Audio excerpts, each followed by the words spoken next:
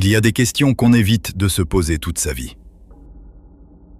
Pas parce qu'on n'y a pas pensé, mais parce qu'au fond de nous, dans un recoin silencieux de notre esprit, on sait pertinemment qu'elles vont nous obliger à voir quelque chose qu'on préférerait ignorer. On préfère le confort d'une illusion familière à l'inconfort d'une vérité qui exige du changement. Tu peux lire des centaines de livres de développement personnel. Tu peux écouter des milliers d'heures de podcasts, regarder des vidéos de motivation jusqu'à 3 heures du matin. Mais si tu ne te poses jamais les bonnes questions, les vraies, celles qui grattent, celles qui dérangent ton ego, rien ne changera jamais. Tu continues juste à tourner en rond, dans la même cage, en te dotant simplement d'un vocabulaire plus riche, plus philosophique, pour décrire exactement le même problème. La théorie ne transforme personne. Seule la confrontation avec soi-même le fait. Changer de mentalité, ce n'est pas se répéter des phrases positives devant un miroir en espérant y croire par magie. Ce n'est pas non plus une décision impulsive qu'on prend une fois, un lundi matin ou un 1er janvier, plein d'une motivation artificielle qui finira par s'évaporer en 3 semaines. Changer de mentalité, c'est un travail d'archéologue. C'est un acte d'honnêteté brutale. C'est accepter de retourner, un par un, les cailloux qu'on a soigneusement évités, contournés et cachés sous le tapis pendant des années, voire des décennies. Aujourd'hui, je vais te poser 30 questions. Je ne suis pas là pour te donner des réponses toutes faites. Je n'en ai pas. Et d'ailleurs, mes réponses ne te serviraient à rien. Tes réponses doivent venir de toi. Mais ces questions, si tu prends vraiment, sincèrement le temps d'y répondre, sans essayer de te protéger, sans chercher à te rassurer, peuvent faire beaucoup plus pour toi que n'importe quel conseil ou n'importe quelle méthode miracle. Je te propose une chose. C'est un pacte entre toi et toi-même pour les minutes qui suivent. Ne regarde pas cette vidéo, n'écoute pas cet audio de manière passive pendant que tu fais la vaisselle ou que tu scrolles sur un autre écran. Arrête tout. Prends un carnet, un vrai carnet en papier, ou ouvre une page vierge sur ton téléphone. À chaque question, je vais laisser un silence, une pause. Utilise ce silence. Ne te contente pas de hocher la tête en pensant « Ah oui, c'est une bonne question ça ». Si tu fais ça, tu as déjà perdu. Écris quelque chose, même une phrase, même un mot ridicule, même un début d'idée. Fixe ta pensée dans le réel, parce que la différence, l'unique différence entre quelqu'un qui transforme réellement sa vie et quelqu'un qui reste bloqué au même stade émotionnel et mental pendant 10, 15 ou 20 ans, ce n'est ni l'intelligence, ni la discipline, ni la chance. C'est la capacité à se regarder en face, droit dans les yeux, dans un miroir, sans détourner le regard quand l'image devient moche. Alors on y va. 30 questions. 6 grands thèmes pour disséquer ta réalité. Respire un bon coup. Coupe tes notifications. C'est ton moment. On commence toujours au même endroit. La fondation. Qui es-tu, fondamentalement, quand on éteint la lumière, quand la scène est vide, en dehors de tout ce que tu montres aux autres pour te faire accepter? Question numéro 1. Qui suis-je vraiment, en dehors des rôles que je joue au quotidien? La plupart d'entre nous ont fini par fusionner, par confondre leur identité intime avec leur fonction sociale. On se présente comme le responsable marketing, le père de famille, la fille qui gère toujours les problèmes des autres, le partenaire fort. On se définit par nos utilités. Mais réfléchis une seconde, si tu perdais ton travail demain, si tes enfants quittaient la maison, si tes amis n'avaient plus besoin de tes conseils, si tu enlevais tous ces rôles, un par un, comme on enlève des manteaux l'hiver, qu'est-ce qu'il resterait en dessous? Est-ce qu'il reste quelqu'un? As-tu peur du vide qui se trouve sous ces masques? C'est cette personne-là, nue, silencieuse, qu'il faut réapprendre à connaître. Question numéro 2. Quelles croyances sur moi-même ai-je hérité des autres sans jamais avoir eu le courage de les remettre en question? Tu n'es pas doué pour les choses manuelles. Dans notre famille, on n'est pas fait pour être riche, on est né pour travailler dur. Tu as toujours été quelqu'un de trop timide. Ces phrases, on les a entendues quand on était enfant, vulnérable. Parfois un professeur l'a dit une seule fois. Parfois un parent le répétait sans se rendre compte du poison qu'il distillait. Et ton cerveau d'enfant a pris ces opinions pour des vérités absolues. Tu as construit ta vie autour de clôtures invisibles que quelqu'un d'autre a plantées dans ton esprit.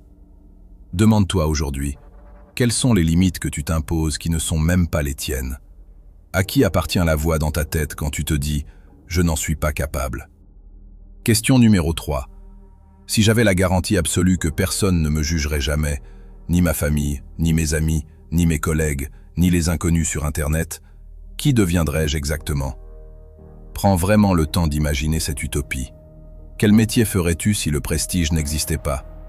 Quels vêtements porterais-tu demain matin? Comment parlerais-tu? Qu'est-ce que tu oserais dire à ceux qui t'entourent?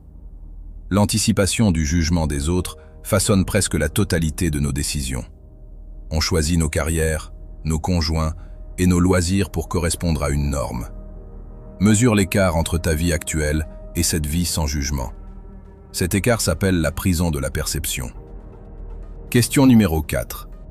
Quelle est la différence exacte entre la personne que je montre en société et la personne que je suis réellement quand je suis seul, fatigué, en silence? Si l'écart est immense, ce n'est pas juste un détail, c'est une alarme. Jouer un rôle du matin au soir est épuisant. Sourire quand on veut crier, paraître fort quand on est terrifié, faire semblant d'être intéressé quand on s'ennuie à mourir. Vivre constamment en décalage, en dissonance cognitive avec l'image qu'on projette, est l'une des causes principales de la dépression moderne et de l'épuisement mental. Combien d'énergie gaspilles-tu chaque jour juste pour maintenir ton personnage en vie? Question numéro 5. Qu'est-ce que je ferais, là, maintenant, si je savais avec une certitude absolue que je ne peux pas échouer? Ne réponds pas trop vite par une banalité. Assieds-toi avec cette question. Laisse-la infuser. Si tu avais une baguette magique garantissant le succès, l'échec n'existe plus, le ridicule n'existe plus, que tenterais-tu? La réponse qui vient de poindre dans ton esprit est probablement beaucoup plus proche de la vraie direction de ton âme que tout ce que tu es en train de poursuivre frénétiquement en ce moment. Qu'est-ce qui t'empêche de faire le premier pas, si ce n'est l'illusion de la sécurité? On ne peut pas construire un gratte-ciel sur des fondations pourries. On ne peut pas adopter une nouvelle mentalité si notre esprit est encore ligoté par des chaînes qui datent d'il y a 10 ans. On va regarder en arrière, pas pour pleurer sur notre sort, ni pour s'y enfermer, mais pour comprendre et pour nettoyer. Question numéro 6. Quel événement précis de mon passé continue de piloter mes réactions aujourd'hui, à mon insu? Une trahison amoureuse, un échec cuisant devant un groupe, une humiliation publique, un parent distant. Ces moments ne s'effacent pas avec le temps, contrairement à ce qu'on dit. Le temps ne guérit rien du tout, il ne fait qu'enterrer. Et ces traumatismes, petits ou grands, laissent des traces. Ils créent des mécanismes de défense. Aujourd'hui, quand tu surréagis à une simple critique au travail, ou quand tu sabotes une relation amoureuse qui se passe bien, ce n'est pas l'adulte en toi qui réagit. C'est l'enfant ou l'adolescent blessé d'il y a 15 ans qui prend le volant pour se protéger. Lequel de tes fantômes conduit ta vie? Question numéro 7. Qui dois-je pardonner, même si cette personne ne s'est jamais excusée et même si elle ne le mérite absolument pas, pour retrouver ma propre paix mentale? On a une très mauvaise conception du pardon. On pense que pardonner, c'est dire à l'autre « ce que tu as fait n'est pas grave ». C'est faux. Le pardon n'est pas un cadeau qu'on fait à son bourreau. C'est une décision égoïste qu'on prend pour soi-même. C'est décider d'arrêter de boire du poison en espérant que l'autre meure. Tant que tu gardes cette rancœur, cette personne habite gratuitement dans ton esprit. Elle continue de te contrôler. Qui as-tu besoin d'expulser de ton cerveau aujourd'hui? Question numéro 8. Quelle histoire tragique ou limitante est-ce que je me raconte sur moi-même depuis toujours, et est-ce qu'elle est vraiment basée sur des faits actuels? Je suis quelqu'un qui finit toujours par abandonner. Je suis trop brisé pour être aimé facilement. La chance ne frappe jamais à ma porte. Ces histoires ont peut-être été vraies à un moment très spécifique de ta vie. Tu as abandonné une fois. Tu as été malheureux une fois. Mais le cerveau aime la cohérence. Il a transformé un événement isolé en trait de caractère. Et pire, tu agis aujourd'hui pour valider cette histoire. Les histoires qu'on se raconte en boucle deviennent des prophéties auto-réalisatrices. Quelle est l'histoire dont tu dois réécrire la fin? Question numéro 9. De quoi n'ai-je jamais fait le deuil et qui continue de me hanter en arrière-plan. Un deuil, ce n'est pas seulement la mort physique de quelqu'un. C'est la fin d'une relation amicale ou amoureuse. C'est une carrière sportive qui a échoué à cause d'une blessure. C'est une version de ta vie que tu avais imaginée à 20 ans et qui ne s'est jamais réalisée. C'est une opportunité ratée. Un deuil non fait, c'est comme une application ouverte sur ton téléphone qui tourne en tâche de fond. Tu ne la vois pas, mais elle vide ta batterie à une vitesse folle. Qu'est-ce que tu refuses encore de laisser partir? Question numéro 10. Si je pouvais remonter le temps et m'asseoir à côté de la version de moi plus jeune, quand j'étais au plus bas, que lui dirais-je? Tu le prendrais probablement dans tes bras. Tu lui dirais qu'il est fort, que ça va aller, que la douleur va passer, qu'il a le droit de faire des erreurs, qu'il mérite l'amour.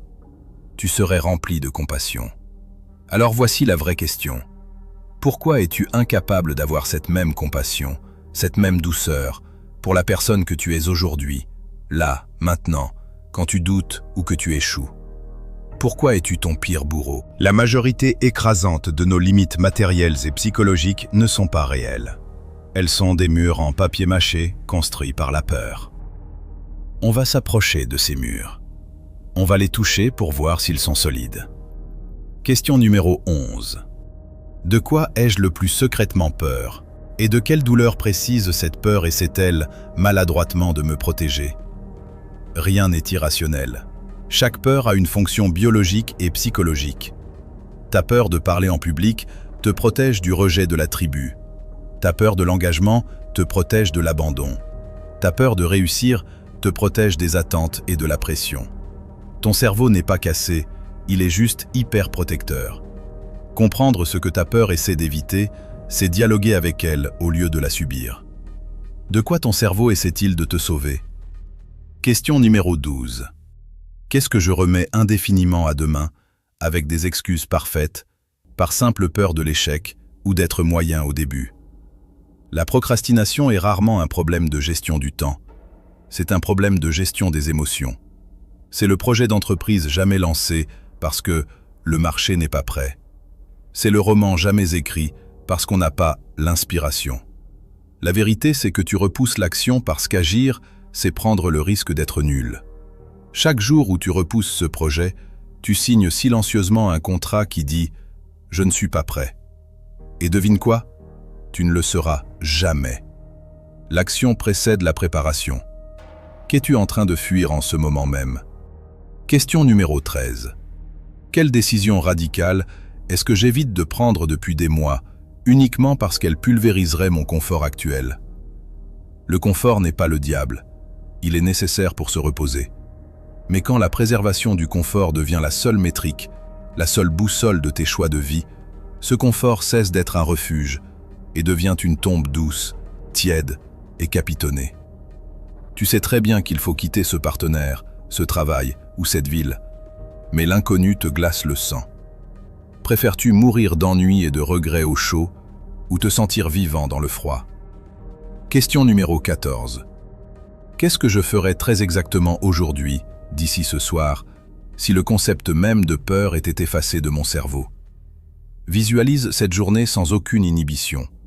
Tu envoies ce message. Tu poses ta démission. Tu invites cette personne. Tu demandes cette augmentation. Tu commences à dessiner. Tu vas à la salle de sport sans te soucier des regards. Note cette liste. C'est ton véritable itinéraire de vie. Maintenant, regarde le premier point de cette liste, le plus infime. Qu'est-ce qui t'empêche physiquement de le réaliser dans les 5 minutes qui suivent la fin de cette vidéo? La réponse est rien. Absolument rien. Question numéro 15. Si je saute le pas, quel est réellement le pire scénario possible? Et serais-je objectivement capable de m'en relever? On a tous un cinéma dans la tête qui transforme le moindre risque en scénario catastrophe hollywoodien. Si je lance mon entreprise et que je rate, je finirai sous un pont. Non. Si tu rates, tu perdras un peu d'argent, ton ego sera meurtri, tu devras peut-être retrouver un emploi salarié et tu auras beaucoup appris. C'est ça la réalité. On surestime systématiquement, de façon dramatique, la probabilité du désastre total. Et surtout, on sous-estime notre incroyable résilience humaine, notre capacité à encaisser les coups, à nous adapter et à rebondir. Tu as déjà survécu à 100% de tes pires journées. Tu survivras à ça. On aime penser qu'on est des loups solitaires, maîtres de notre destin. C'est une illusion. L'être humain est une éponge. On ne devient jamais quelqu'un de nouveau tout seul, dans une pièce vide. On devient la moyenne émotionnelle et intellectuelle des 5 personnes qu'on fréquente le plus. Regardons qui partage ton énergie.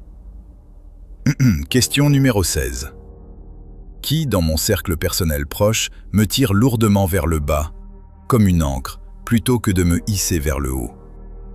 Il ne s'agit pas forcément de personnes mal intentionnées, d'ennemis ou de gens toxiques au sens strict. Parfois, ce sont des amis d'enfance qu'on aime sincèrement. Parfois, c'est la famille. Mais leur mentalité de pénurie, leur plainte constante sur le système, leur jalousie déguisée en humour, leur besoin de rabaisser toute ambition, tout cela t'infecte. Leur énergie, leurs habitudes de consommation ou leur vision cynique du monde t'éloignent, millimètre par millimètre, de la personne lumineuse et ambitieuse que tu essaies de devenir. Qui draine ta batterie sociale et mentale. Question numéro 17.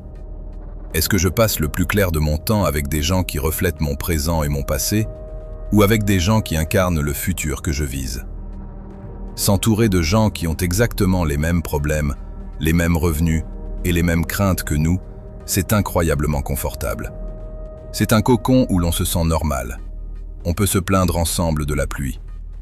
Mais il y a un fossé géant entre le confort social de la complaisance et la stimulation de la croissance. Si tu es toujours la personne la plus intelligente, la plus motivée ou la plus disciplinée de la pièce, tu es dans la mauvaise pièce. Si ton cercle ne te donne jamais le vertige, c'est que ton plafond de verre est déjà très bas. Où sont tes mentors silencieux? Question numéro 18. Dans mes relations intimes et amicales, est-ce que j'offre sereinement ma valeur ou est-ce que je la mendie désespérément? Il y a 2 postures dans la vie sociale. La posture d'abondance qui dit « Je suis entier. Voici l'amour, l'écoute et l'énergie que j'ai à offrir. Partageons. » Et il y a la posture de pénurie qui murmure en silence à chaque interaction « S'il te plaît, regarde-moi. S'il te plaît, rassure-moi. Dis-moi que je suis quelqu'un de bien. Valide mon existence. » Cette deuxième attitude est un trou noir. Elle absorbe et épuise toutes tes relations, y compris celles qui avaient le meilleur potentiel. Tu ne peux pas être aimé correctement si tu penses que l'amour de l'autre est une aumône qui justifie ton droit de vivre. Question numéro 19. Qu'est-ce que je tolère aujourd'hui dans ma vie relationnelle, professionnelle ou familiale, que je n'aurais jamais, au grand jamais, accepté il y a 5 ans? L'érosion des standards personnels est un processus insidieux. C'est la métaphore de la grenouille ébouillantée. Ça commence par une petite remarque rabaissante qu'on laisse passer. Puis un collègue qui s'approprie ton travail. Puis un partenaire qui ne fait plus aucun effort. Puis des annulations de dernière minute régulières, accompagnées d'un manque total de respect pour ton temps. Ce que tu acceptes sans rien dire devient ta nouvelle norme. Ce que tu tolères en dit infiniment plus long sur ta propre estime de toi que tout ce que tu pourrais exiger ou déclarer à haute voix. Quel est ton vrai standard aujourd'hui? Question numéro 20. Suis-je objectivement capable de dire le mot « non » clairement, calmement, en regardant quelqu'un dans les yeux, sans ressentir le besoin maladif de me justifier pendant 10 minutes? Non, je ne pourrai pas venir. Non, je ne peux pas prendre ce dossier. Non, je ne suis pas d'accord. Point. C'est une phrase complète. Si dire non te plonge dans une angoisse terrible, si tu inventes des mensonges compliqués pour te soustraire à une invitation, ce n'est pas un problème de tact ou de communication diplomatique. C'est un manque de souveraineté. C'est un problème de permission. Tu n'as pas encore validé le droit de posséder ton propre temps et ton propre espace. Qui es-tu en train de satisfaire au détriment de ta propre santé mentale? La théorie, c'est l'identité. La pratique, c'est la réalité. Une mentalité n'a aucune existence matérielle dans l'univers si elle n'est pas soutenue par des actions. Ton caractère, ce n'est pas ce que tu penses. C'est ce que tu fais en pilote automatique chaque jour. Question numéro 21. Quelles sont les habitudes minuscules du quotidien qui construisent la personne que j'affirme vouloir devenir, et quelles sont celles qui assassinent cet idéal, jour après jour? Sois extrêmement chirurgical et précis ici. Oublie les grandes déclarations vagues du type « je devrais manger plus sainement ou lire plus ». Regarde les détails, l'infiniment petit. Concrètement, que fais-tu dans les 30 minutes qui suivent le réveil? Prends-tu ton téléphone dans le lit pour te gaver de dopamine facile? Que manges-tu à midi? Que fais-tu à 21h quand l'énergie baisse? Est-ce que tes actions valident la direction que tu veux prendre ou est-ce qu'elles prouvent exactement le contraire? Ton emploi du temps est le seul reflet honnête de tes priorités. Question numéro 22. Si on avait caché une caméra chez moi et que je devais regarder l'enregistrement brut de ma journée d'hier dans un cinéma rempli de mes proches, serais-je fier de ce que je verrais? C'est une image cruelle mais nécessaire. Je ne parle pas de la version idéalisée, de la story Instagram de ta vie, ou du résumé glorieux que tu racontes à tes collègues le lundi matin autour d'un café. Je parle de la vraie journée. Les 2 heures passées à scroller dans le vide sur les réseaux. Les pauses qui durent 40 minutes. Les accès de paresse. Les petites lâchetés du quotidien. L'absence de focus. Sois honnête face à cet écran invisible. Si tes actions quotidiennes étaient un film, est-ce un film de triomphe ou un film de gaspillage? Question numéro 23. Quel est ce comportement, cette substance ou cette fuite que je sais pertinemment devoir arrêter et que je maintiens coûte que coûte dans ma vie? Tu connais déjà la réponse. Tu n'as pas eu besoin de réfléchir. Elle a surgi dans ton esprit comme un flash avant même que j'aie terminé ma phrase. L'alcool le soir pour relâcher la pression, le porno, le sucre compulsif, les achats impulsifs pour combler un vide, le besoin irrépressible de vérifier son ex sur les réseaux. Tu sais que c'est un boulet à ta cheville. Tu sais que c'est le frein à main de ta vie.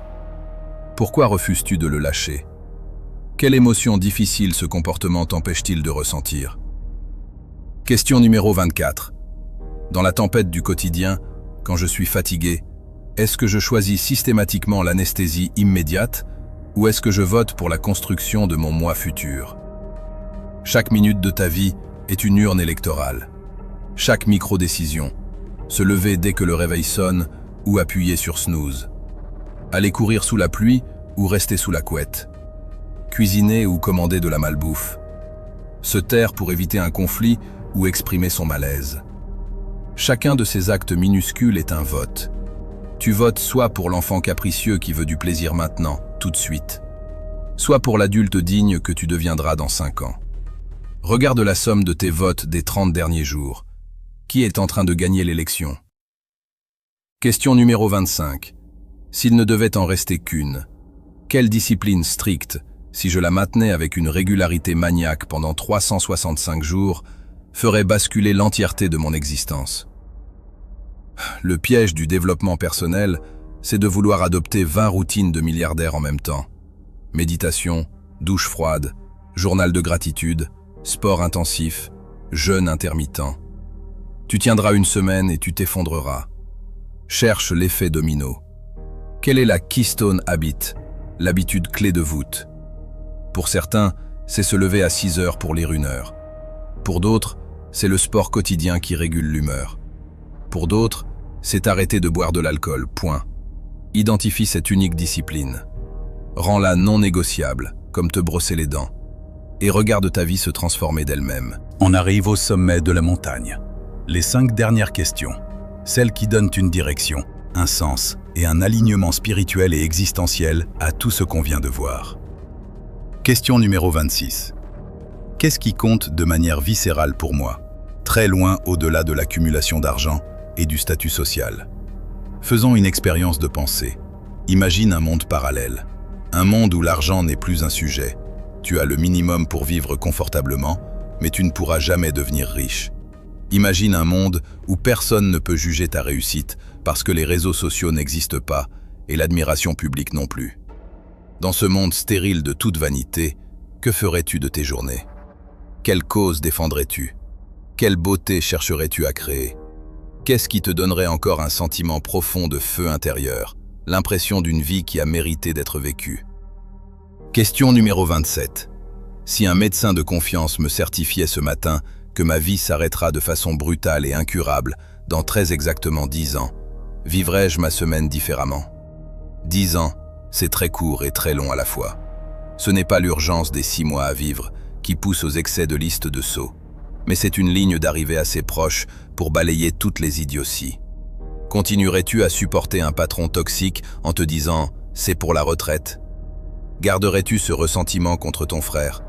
Passerais-tu 3 heures par jour à regarder la vie des autres sur un écran?